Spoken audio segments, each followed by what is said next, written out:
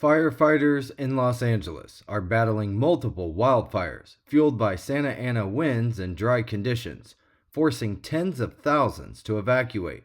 The largest, the Palisades Fire, has destroyed over 1,000 buildings, grown to 16,000 acres, and displaced 30,000 residents.